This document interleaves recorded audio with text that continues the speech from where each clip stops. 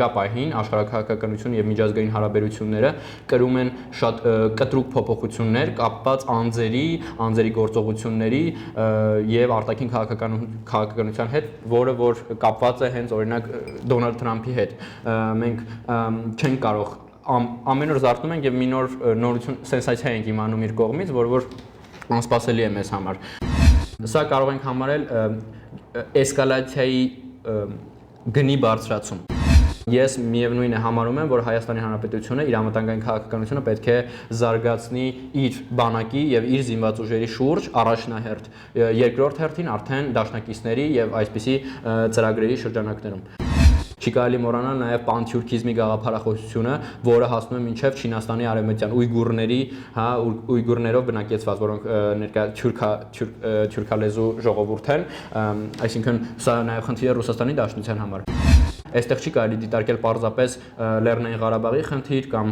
Թուրքիա-Հայաստան հարաբերություններ, այստեղ ընդհանուր աշխարհաքաղաքականություն եւ ռեգիոնալ հարաբերություններ, որովհետեւ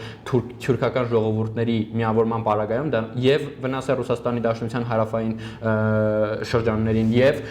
Չինաստանի արևմտյան շրջաններին։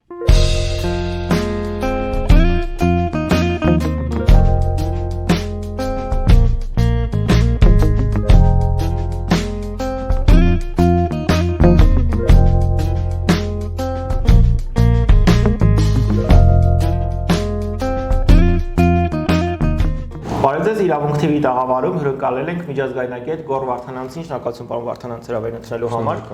Պարոն Վարդանանց բավականին ուշագրավ զարգացումներ տեղի ունենում աշխարհում։ Միացյալ Նահանգների նախագահ Դոնալդ Թրամփը արդեն աշխարհին ներկայացնում է քարտեզ, որտեղ Միացյալ Նահանգների դրոշի գույներով են այլևս Վենեսուելան, Գրենլանդիան, նաև Կանադան։ Ինչ է սա նշանակում, այլևս միջազգային իրավունք ասվածը գոյություն չունի եւ ուժն է ծնում իրավունքը։ Իհարկե գոյություն ունի դեռևս եւ ես կարծում եմ, որ բալանսավորման քաղաքականություն է վարում ներկայիս ԱՄՆ նախագահը, իհարկե շատ անձակենտրոն, այստեղ պետք է տարանջատել երկրի արտաքին քաղաքականությունը իր անձի շուրջ տեղի ունեցող իրադարձություններից, հա վերջերս Դավոս մեկնելիս իր ինքնաթիռի հետ կապված խնդիրները նույնիսկ վերագրեցին, հա ինչ որ քաղաքական դիրքորոշման եւ այլն, պետք է տարանջատել, կարծում եմ, քաղաքականությունն ու անձանց եւ անձանց արտահայտությունները տվյալ պարագայում ենթադրում եմ, որ նա նկատի է ունեցել ռազմավարական ազդեցությունը, այսինքն եթե վերադառնանք 19-րդ դարի սկիզբ 1823 թվական Մոնրոյի դոկտրինով ենթադրենք Լատինական Ամերիկան համարվում էր Ամերիկայի Միացյալ Նահանգների ազդեցության գոտի, երբ որ աշխարհը գաղութային բաժանման էր գնում դեպի, իսկ Եվրոպայի ազդեցության գոտիները այլ էին, այսինքն այս աշխարհաքաղաքական բաժանումը միշտ է եղել դեռևս սովետական փլուզումից հետո 1991 թվականի եւ դրանից հետո նոր աշխարհակարգ է ձևավորվել, հա, գիտենք, որ Ամերիկայի Միացյալ Նահանգների հեգեմոնիայով տվյալ պարագայում, իսկ ներկա պահին կարծում եմ, որ նախորդ տարին 2025 թվականը պատերազմների առումով շատ ծանր տարի էր աշխարհի համար եւ այս պատերազմները ի վերջո բերում են աշխարհաքաղաքական եւ ռեգիոնալ փոփոխությունների, այսինքն կարելի է ասել նոր աշխարհաքաղաքական բաժանման։ Վենեսուելայի նախադեպը, հա, կարող ենք ասել, որ կանաչ լույս է վառում նաև այլ գերտերությունների համար, որ իրենց ազդեցության գոտիներում նման իրավիճակում ինչ որ խնդիրների ծագման պատճառով կարելի է պարզապես նախագահին ձերբակալել եւ տանել։ Դե հա նախադեպ կարելի է համարել, բայց այլ հարց է, արդյոք մյուս ուժային կենտրոնները կարող են դա անել թե ոչ, ցանկացած գործողության պարագայում, հա, արտաքին քաղաքական, հետագա արդեն քաղաքականությունը պետք է վարվի այդ գործողության լեգիտիմության հետ կապված հարցերի առաջմղմամբ, այսինքն աշխարհը պետք է ընկալի դա։ Ներկա պահին, հա, եթե համեմատական տանենք Մադուրոյի ձերբակալությունը եւ Գրենլանդիայի, հա, հանդեպ քաղաքականությունը, Թրամփը անընդհատ հայտարարում է ռազմական միջամտություն եւ այլն, որ Գրենլանդիան պատկանում է Ամերիկայի Միացյալ Նահանգներին, նույնիսկ իր X-ի էջում, հա, հրապարակումներ է անում, որտեղ ամերիկյան դրոշով է ամբողջությամբ ներկված Գրենլանդիան, սակայն գործի գետնի վրա Մարկ Ռյուտեի հետ երեք բանակցությունների արդյունքում պարզ դարձավ, որ շրջանակային համաձայնագրի շուրջ համաձայնության եկան Այսինքն շրջանակային համաձայնագիրը իրենց ենթադրում է ընդհանուր սկզբունքների ձևավորում, հա, առանց ինչ-որ դետալների մեջ խորանալու, այսինքն Թրամփը հայտարարեց, որ ուժային, բայց այս պարագայում դիվանագիտական կապերը նույնպես իրենց ազդեցություն ունեցան աշխարհաքաղաքականության մեջ, կարծում եմ միանշանակ չէ ամեն ինչ եւ արտահայտությունները եւ գործողությունները կարող են իրանից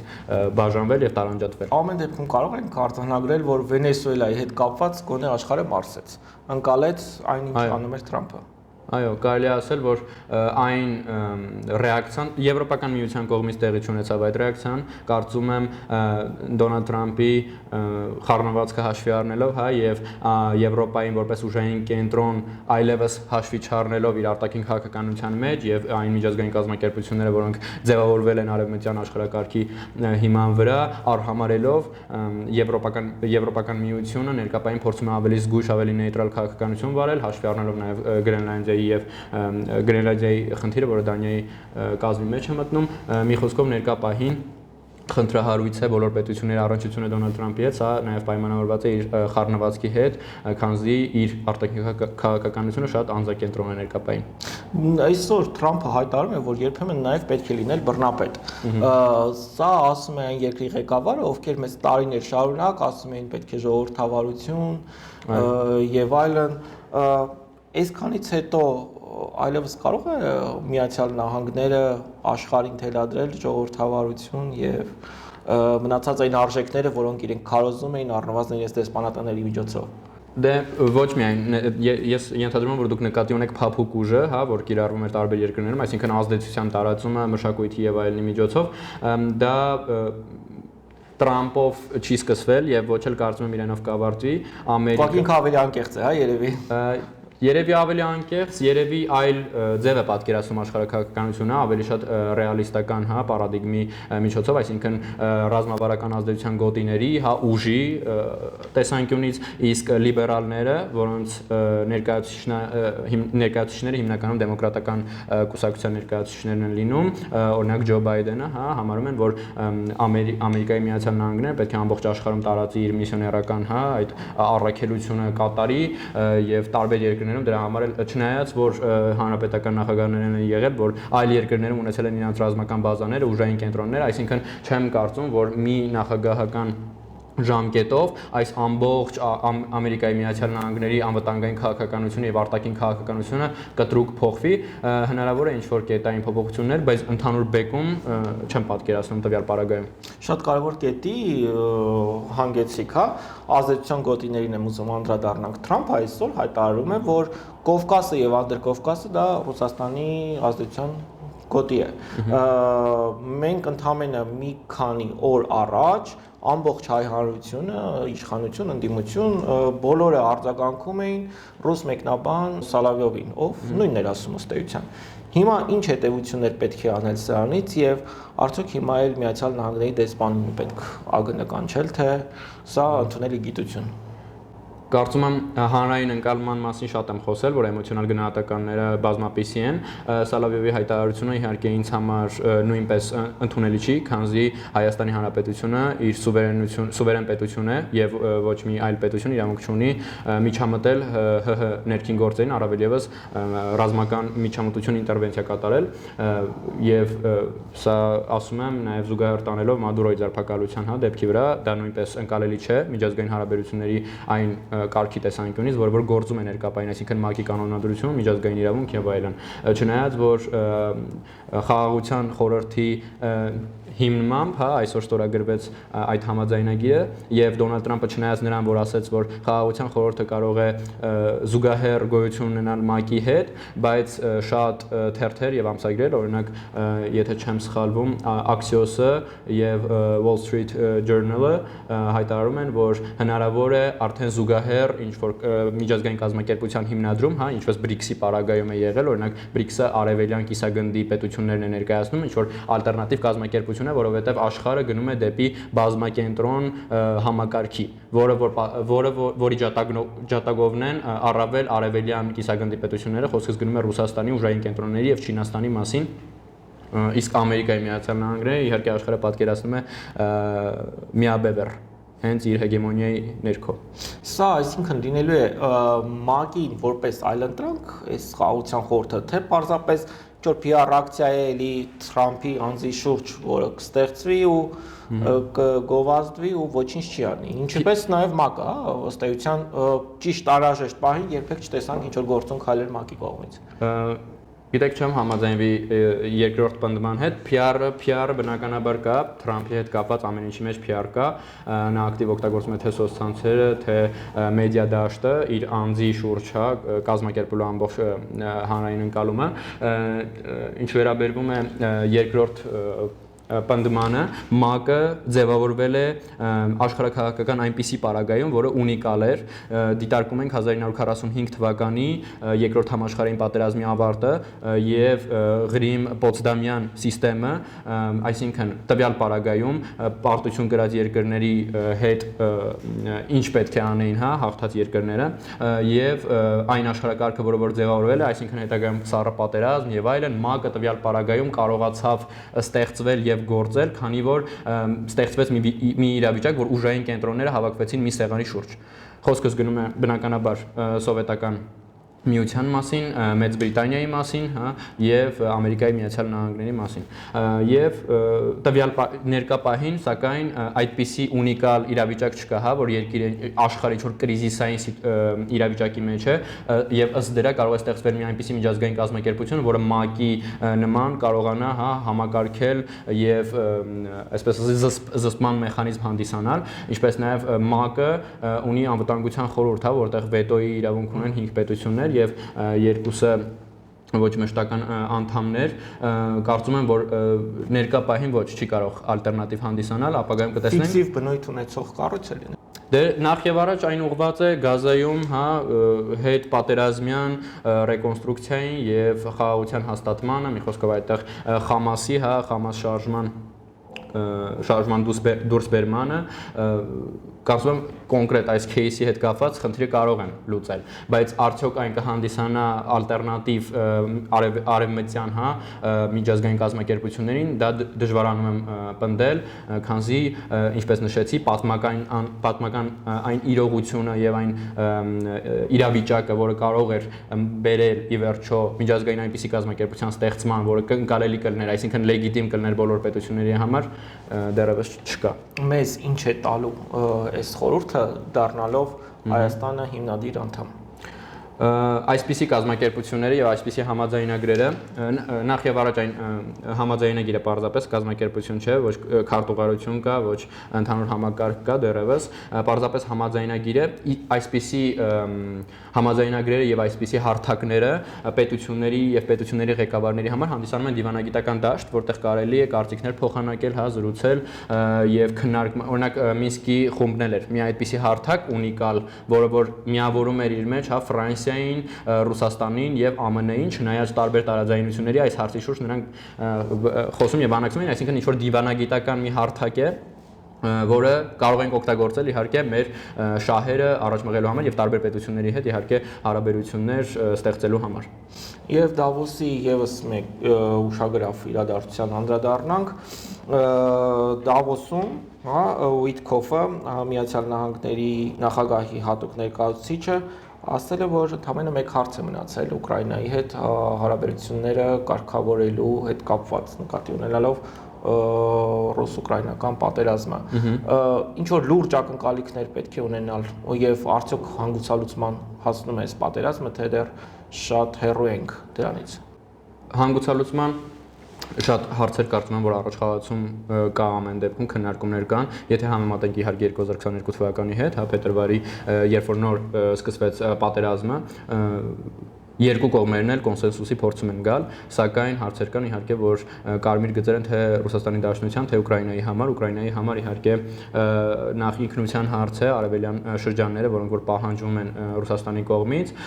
Ռուսաստանի նարատիվը գիտենք, որ պատմական իրողությունն է, նրանք համարում են, որ այդ շրջանների ժողովուրդը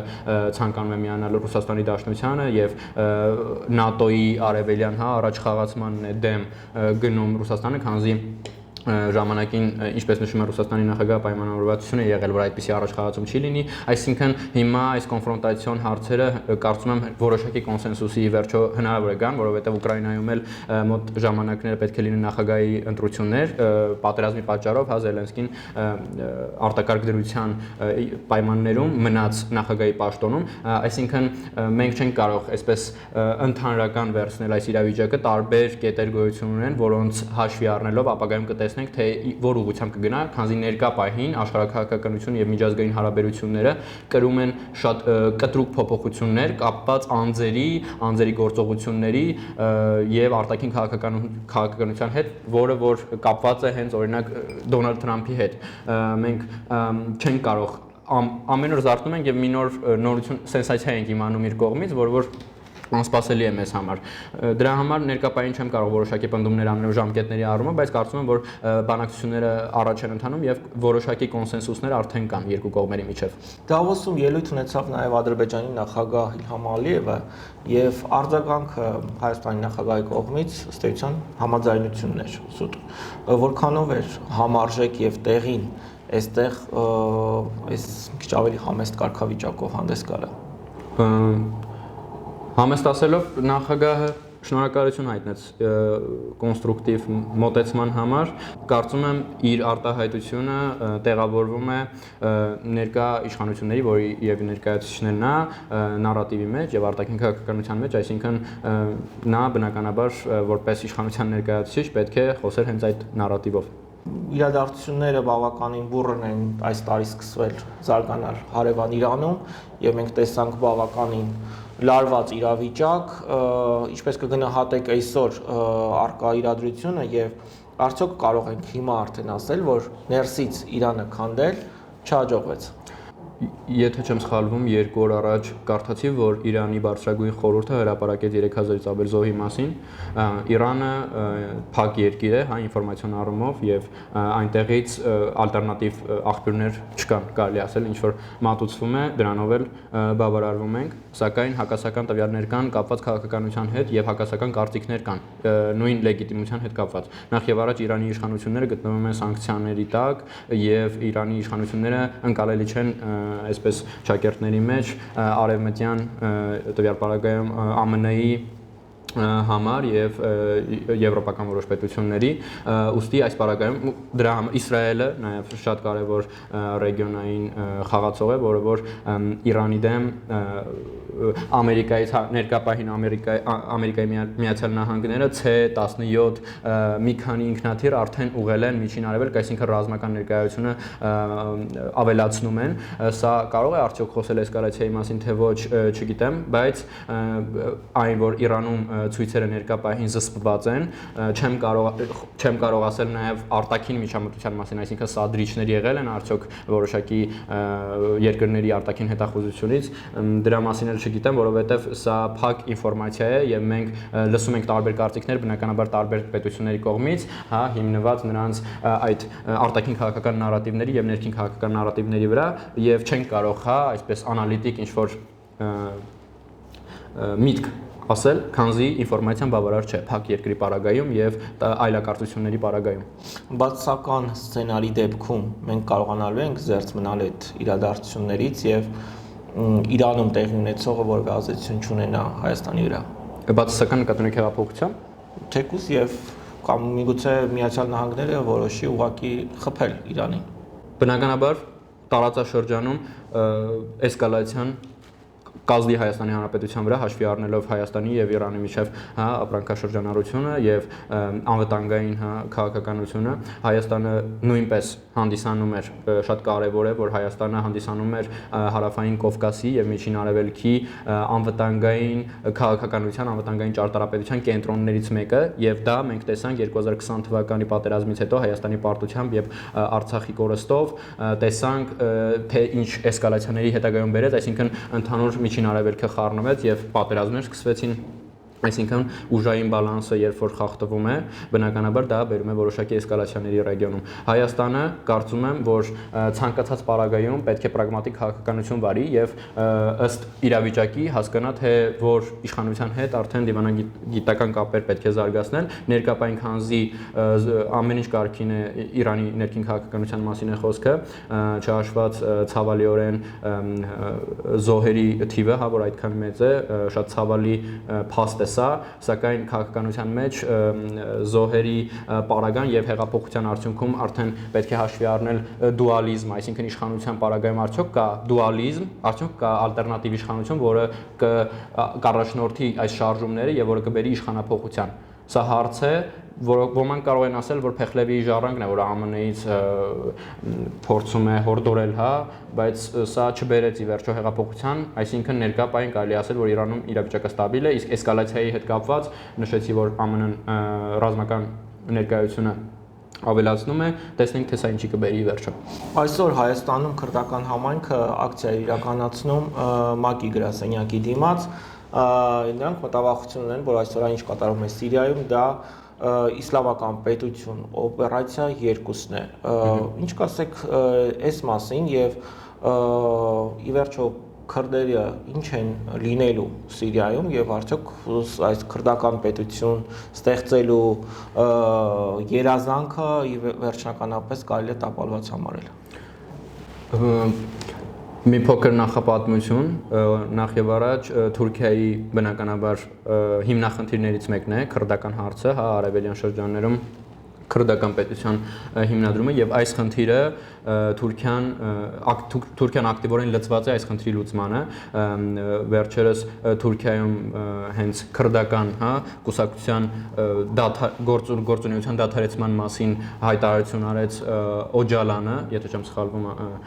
իրենց առաջնորդն էր, հա, Օջալանը, իսկ հետագայում արդեն Սիրիայում նախ եւ առաջ իշխանապողությունը շատ սերտ կապված է այս խնդրի հետ, քանզի Թուրքիան միշտ նշել է, որ չի կարող թույլ տալ իր հարավային շրջաներում քրդական աշխատավորական կուսակցության ներկայություն, իսկ ԱՄՆ-ն սկսած 2015 թվականից սիրիական դեմոկրատական ուժեր անվան տակ ֆինանսավորում եւ աջակցում էր այդ քրդական ուժերին, որոնք փորձում էին իրենց բնականաբար իրենց շահերը համապատասխանեցնել տվյալ պարագայում ԱՄՆ-ի շահերը համապատասխանում էր, քանզի փորձում են ԱՄՆ-ն փորձում էր տարածաշրջանում ազդեցությունը պահպանել, հա, եւ Սիրիայում նախկին իշխանությունների ժամանակ Բաշար Ասադի ժամանակ եւ հետագայում դրա համար իշխանությունը երբ որ փոխվեց, արդեն տվյալ պարագան անիմաստ դարձավ, որովհետեւ Թուրքիայի հետ նախ եւ առաջ կբերի դա կոնֆրոնտացիայի, Ամերիկայի Միացյալ Նահանգներն ու Թուրքիան որպես ՆԱՏՕ-ի անդամ երկրներ, քրդական հարցը կարող է խնդրահարույց լինել, ու ինչպես նաեւ ներկա պահին, հա, աշխարհակահաղական զարգացումների տեսանկյունից եւ ռեգիոնալ զարգացումների տեսանկյունից Թուրքիան բնականաբար փորձում է քրդական հարցը անդադ ճնշել եւ Ահմեդ Աշարայի, որը Հայաթ Թահրիր ալ-Շամ այդ շարժման առաջնորդը եւ ներկայիս Սիրիայի նախագահը, որի լեգիտիմությունը ի դեպ կրկին կասկածի տակ էր դրվում ի սկզբանե, որովհետեւ նա կապված էր որոշակի terroristական շրջանակների հետ, խոսքս գնում է Ալ-Կաիդա terroristական խմբակի մասին եւ Ալ-Նուսր այդ ճյուղավորումն էր ստացել իր կազմակերպությունը, որը հետագայում անվանափոխվեց եւ նա եկավ իշխանության, Ռուսաստանի Դաշնությունը նույնպես հա ընդունեց նախագահը, հանդիպեց նրա հետ, այսինքն այս լեգիտիմացումը ի վերջո տեղի ունեցավ Սիրիայի նախագահի պարագայում եւ Թուրքիայի ազդեցությունը տվյալ պարագայում նույնպես պետք չէ բացառել, քանզի Թուրքիան ակտիվորեն աջակցել է Սիրիայի իշխանափոխությունը եւ ներկայապային Սիրիայի նախագահի հետ ակտիվորեն փորձում են այն խնդիրները, որոնք անհանգստացնում են նախ եւ առաջ Թուրքիային, խոսքը հյուսիսային շրջանների մասին է լուծել, իսկ հետագայում արդեն տարածքային ամբողջականություն եւ այլն, նույն Իսրայելին է շատ պարսավում Թուրքիայի նախագահը կապված հարավային Սիրիայի հարավարևմտյան շրջանների օկուպացիայի հետ կապված։ Այսինքն աջակցությունը կա Թուրքիայի կողմից, մենք պարզ տեսնում ենք, սա կապված է իհարկե ռեգիոնալ պրոբլեմների մասին, որոնք անհանգստացնում են Թուրքիային, սակայն որոնք շարունակական լուծում են ստանում։ Դրանցից մեկն էլ հենց Լեռնային Ղարաբաղի խնդիրներ, որը ի վերջո լուծում ստացավ ի օգուտ Թուրքիայի։ Թրամփը գլուխ է գովում, ասում է այն ինչ որ Ռուսաստանը չկարողացավ տասնյակ տարիներ հարցը լուծել, ես մեկ օրում լուծեցի Հայաստան-Ադրբեջան խնդիրը։ Արդյոք համարում եք, որ իսկապես այս հարցը լուծված է եւ Արցախի էջն էլ փակված այս համատեքստում։ Արցախի էջը միջազգային հանրության համար կարող է եւ փակված լինի, սակայն նախ եւ առաջ Արցախի ժողովրդի ինքնորոշման իրավունքը դեռևս իրացված չէ, այսինքն այս խնդիրը դեռ կա Արցախի ժողովրդի բնակեցման եւ նրանք փաստացի էթնիկ զտման են ենթարկվել, բլոկադայի արդյունքում, որը որ էկոլոգիական սքեմի տակ դարձավ ի վերջո էթնիկ զտում։ Այսինքն այս խնդիրը դեռևս լուծված չէ ժողովրդի մակարդակով, բայց ինքնորոշման իրավունքը հիմա աշխարհին որևէ կերպ հետաքրքիր է։ Դե ես խոսում եմ նրա մասին, թե ինչպես է գործում միջազգային իրավունքը։ Բնականաբար աշխարհում գործում է ռեալիզմ եւ գործում է ուժի տեսանկյուն։ Շատ դեպքերում, օրինակ, եթե Թուրքիայից խոսեցինք, հյուսիսային Կիպրոսի դեպքը, հա, որ 20-րդ դարի երկրորդ կեսին Թուրքիան օկուպացրեց, չնայած նրան, որ ՄԱԿ-ը ենթադրենք չընդունեց, հա, եւ դատապարտեց այդ գործողությունը, բայց մինչեւ օրս էլ Կիպրոսի հյուսիսային հատվածը օկուպացված է։ Այսպիսի խնդիրներ շատ կան միջազգային հարաբերությունների մեջ, սակայն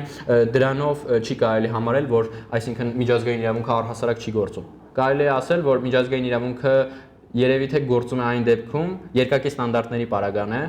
գործում է այն դեպքում, երբ որ ուժային կենտրոններին դա ձեռք է տալիս, եւ չի գործում այն դեպքում, երբ որ ձեռք չի տալիս։ Տվյալ պարագայում Արցախի խնդիրը լուծվեց եւ բոլորի համար էր դա խնդիր, բոլորի համար էր դա կնճռոտ հարց եւ տարածաշրջանի լոգիստիկ խնդիր էր, որ փակ էր սահմանները, ներկապային ապաշրջափակում է տեղի ունենում, կտեսնենք թե իհարկե դա բնականաբար արևմտյան երկրներին եւ արևմուտք եւ արևելք հա շրջանակներին շատ ձեռնտու է նույն Չինաստանի ծրագրերի համար, որոնք որ միջանցքով անցնում են Ադրբեջանի տարածքով եւ հնարավոր է նաեւ արդեն ապաշրջափակման պարագայում Հայաստանը նույնպես ընդգրկեն, այսինքն լոգիստիկ ապաշրջափակումը բոլորին ձեռնտու է բիզնեսի եւ գումարի առումով։ Թրիփի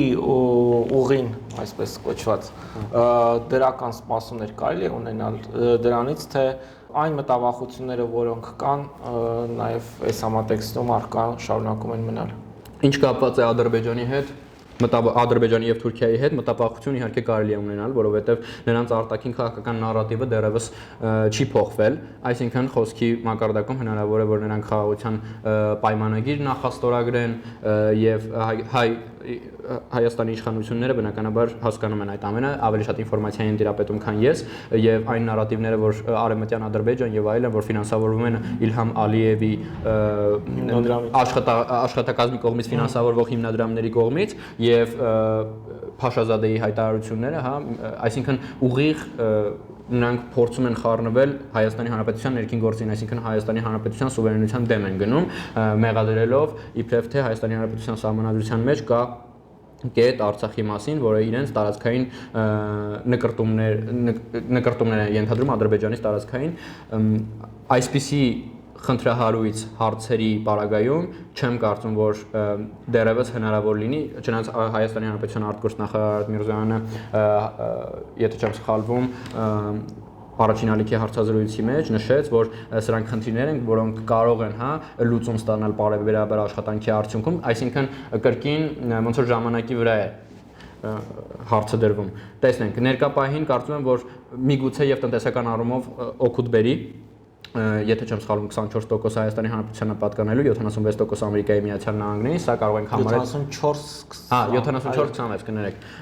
Սա կարող ենք համարել էսկալացիայի գնի բարձրացում, այսինքն եթե Ամերիկայի Միացյալ Նահանգները տարածաշրջանում ունի որոշակի ինֆրաստրուկտուրա, ինչ-որ ռեսուրս, սա որոշակի կարող է բարձրացնել էսկալացիայի գինը, սակայն ես միևնույն է համարում եմ, որ Հայաստանի Հանրապետությունը իր անվտանգային քաղաքականությունը պետք է զարգացնի իր բանակի եւ իր զինված ուժերի շուրջ առաջնահերթ, երկրորդ հերթին արդեն դաշնակիցների եւ այսպիսի ծրագրերի շրջանակներում։ Դրա համար թող դեռևս Ադրբեջանի արտաքին քաղաքականությունը փոխվի, այսինքն հասկանանք նրանք արդյոք իրոք պատրաստ են, չնայած ես դրան այդքան էլ չեմ հավատում, որ նրանք պատրաստ են խաղաղության, քանզի Ադրբեջանի հասարակությունը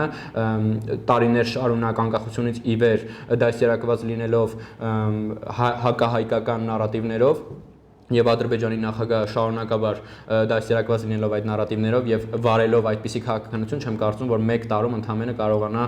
հարմարվել, այսպես ասած, Հայաստանի գոյության պարագային։ Չի կարելի մոռանալ նաեւ պանթյուրքիզմի գաղափարախոսությունը, որը հասնում է մինչեւ Չինաստանի արևմտյան ուйգուրների, հա, ուйգուրներով բնակեցված, որոնք ներկա թյուրքալեզու ժողովուրդ են, այսինքն սա նաեւ խնդիր է Ռուսաստանի Դաշնության համար։ Հայաստանը այստեղ չի կարելի դիտարկել պարզապես Լեռնային Ղարաբաղի խնդիր կամ Թուրքիա-Հայաստան հարաբերություններ, այստեղ ընդհանուր աշխարհակաղակականություն եւ ռեգիոնալ հարաբերություններ, որովհետեւ թուրքական ժողովուրդների միավորման պարագայում դա եւ վնաս է Ռուսաստանի Դաշնության հարավային շրջաններին եւ Չինաստանի արևմտյան շրջաններին վնաս ասելով էսկալացիայի մասին չեմ խոսում, այլ ժողովուրդների ենթադրենք ինքնության վերածննդի, այսինքն եթե նրանք տեսնեն այսպիսի մեծ մի թուրքական հիմա կազմակերպություն կա թուրք ժողովուրդների, որտեղ Պակիստանը, Ադրբեջանը եւ Թուրքիան գլխավոր դերերում են։ Այսինքն այս նարատիվը անընդհատ առաջ է մղվում։ Տեսնենք ինչ կստացվի, բայց ներկա պահին ես միմիայն տեսնում եմ բացասական նարատիվ Ադրբեջանի արտաքին քաղաքականության շրջանակներում։ Պարոն Վարդանանց, երբ ամբողջ աշխարհը կրակների մեջ է, հա, այսպես ասած, որտեղ է մեր անվտանգության երաշխիքները եւ Հայաստանի արտաքին քաղաքական ուղղությունը որ ուղղությամբ պիտի լինի։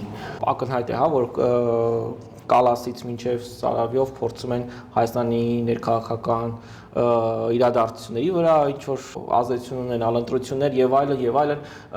Ի վերջո մենք որտեղ պիտի տեղավորվենք, քանի որ քարտեզը աշխարհի ըստ էության վերաձևվում է եւ մենք էլ պիտի կարողանանք ճիշտ դիրքավորվել։ Եվ արդյոք ինչ որ կոմպլեմենտար քաղաքականություն, բոլորի հետ լավ լինելու այդ գեղեցիկ խոսքերը այսօր իրատեսական են։ Այնքանով են իրատեսական, նորից կմեջբերեմ Արարատ Միրզոյանի խոսքերը, որ ներկա պահին նրանք չեն դիտարկում, հա, ԵԱՏՄ-ի կազմից դուրս գալու մասին, ճիշտ է, որ զարգացնում են Եվրոպական միության հետ հարաբերությունները, նա նշում է, որ կգա ինչ-որ պահ, երբ կարիք կլինի որոշում կատարելու, թե որ ուղղությամբ Հայաստանի արտաքին քաղաքականությունը կզարգանա։ Այդ պահը կգա եւ դրա հետ կապված արդեն կխոսենք, ներկա պահին նույն քաղաքականությունն է վարում Հայաստանի Հանրապետությունը, այսինքն բոլոր պետությունների հետ փորձում է բոլոր կազմակերպությունների հետ փորձում է հարաբերությունները զարգացնել, որովհետեւ չի կարելի բացառել, նորից եմ նշում, նախորդ հարցազրույցների մեջ նույնպես ասել եմ, որ չի կարելի բացառել ռուսական ազդեցությունը մեր տնտեսության, մեր անվտանգային քաղաքականության մեջ, դա թեկուզ եւ պատմական, հա, իրողությունների արդյունք է, թեկուզ եւ աշխարհակաղակական իրողությունների աշխարհագրական դիրքի արդյունք է, բայց դա փաստ է եւ Հայաստանի Հանրապետությունը պետք է ձգտի իհարկե դիվերսիֆիկացնել իր անվտանգությունը, իր տնտեսությունը, որպեսզի կախված չլինի մեկ ուժային կենտրոնից եւ որպեսզի չշարժվի այդ ուժային կենտրոնի շահերով։ Տվյալ պարագայում կարծում եմ եւ ԱՄՆ-ի հետ հարաբերությունները եւ Եվրոպական միության եւ Ռուսաստանի եւ Չինաստանի, որ ներկա արդի աշխարհում հնան կարծեմ 20 տրիլիոնի մոտ այդպես թիվեր, հա, արդեն ուժային կենտրոնն է շատ հզոր, որին չի կարելի բացառել։ Հնդկաստանի հետ մենք ռազմավարական, հա, հարաբերություններ ունենք եւ իհարկե պետք է ուշադրություն դարձնել Միջին Արևելքին, որը Հայաստանի շատ մոտ է եւ էսկալացիայի դեպքում եւ բարգավաճման դեպքում, հա, երկու ծայրահեղությունների դեպքում էլ Հայաստանի վրա դա շատ մեծ ազդեցություն է ունենալու։ Շնորհակալ եմ հետաքրքիր զրույցի համար։ Ես եմ շնորհակալ։